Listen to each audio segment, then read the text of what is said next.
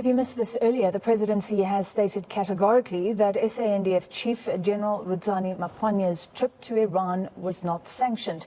This follows criticism from many quarters that his statements went beyond military to military discussions.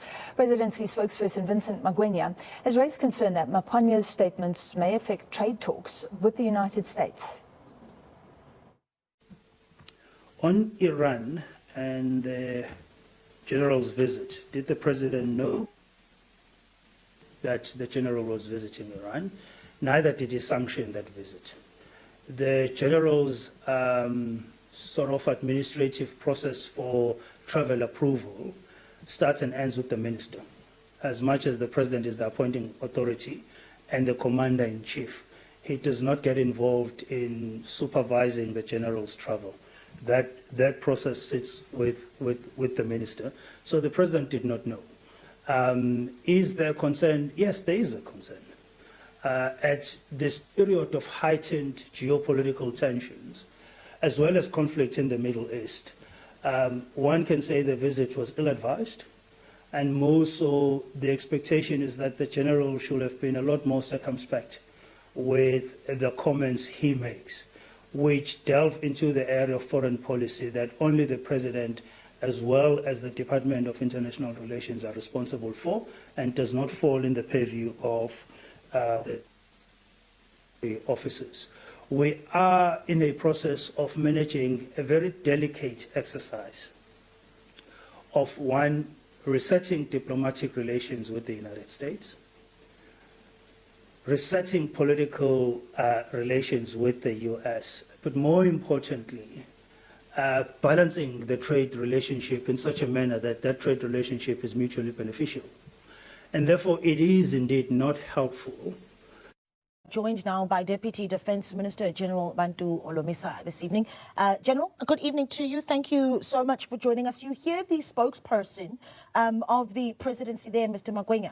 One of the things that he talks about is the visit. We feel one can say that the visit was ill-advised. Not just that, but the comments that suggest support for Iran by the country. I think initial thoughts on just finding out about the exchange between the defense chief and defense leadership in Iran. When you found out about it, were you aware of the visit, DM? No, I was not aware about the visit.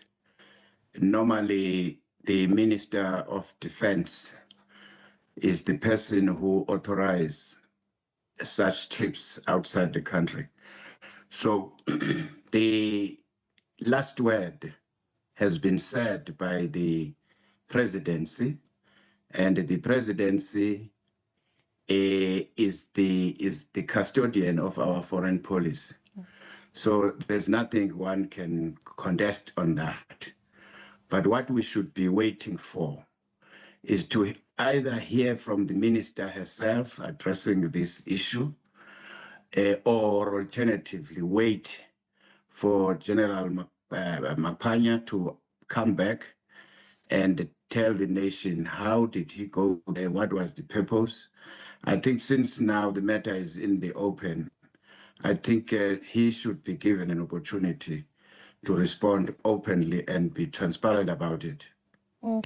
Just from the Department of Defense, what comments like these, a visit like this does for perhaps possible vulnerabilities within our own defense. So I'm talking about where the damage possibly could be within the SANDF and the department, in your view.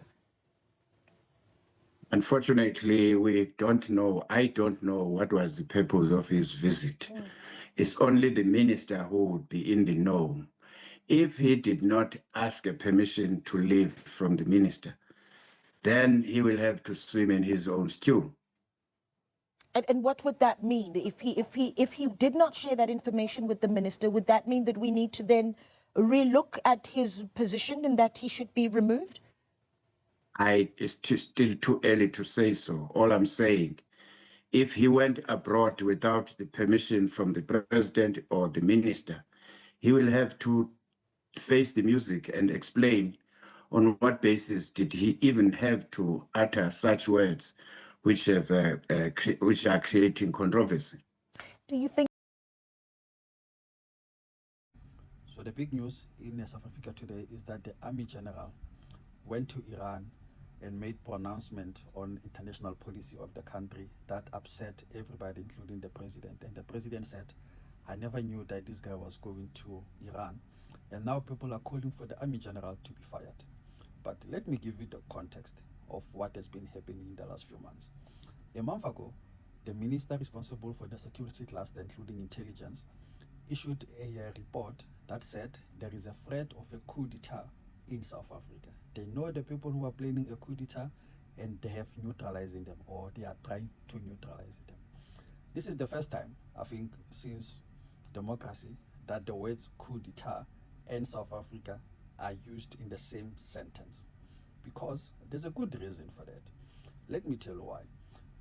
A few weeks earlier, before the minister issued this report, one of the police generals, Nhlanhla Mkhwanazi, came out and had this press conference where he accused everybody, including his boss, police minister, of corruption, accused the judiciary of corruption, accused the prosecuting authority of corruption, and that the government is actually being run by the mafia. But that is just one person who said that. A few months before, the Navy chief came and accused the National Treasury or the Ministry of Finance of collapsing the military and making it impossible for the military to protect the country. That is after his colleague, the Air Force chief, also came and complained that the Air Force does not have the budget to maintain the aeroplanes that they have or the fighter jets that they have. Therefore, they are unable to protect the country. That is, a few weeks after his colleague at the funeral of one of the soldiers who were killed in DRC came out and accused the government of totally collapsing the military. Now today, their boss, the army chief, there are people calling for him to be fired because he made this pronouncement that South Africa will always stand with Iran and not with Israel. So now people are saying this guy should be fired. Now putting all of these things together, including the report that the Minister of Intelligence issued about the threat of a coup d'etat, it might be that the next few months, the country might be on a coup alert, like a seriously coup alert, because this is just not a threat. We have the military, we have the police fighting against the politicians. This is something that no one has ever envisaged that it was going to happen, but we find ourselves there. The military and the police are going head to head against their political heads. We might, and that's a big might, we might just be entering the territory of Burkina Faso in South Africa. So watch the news very closely.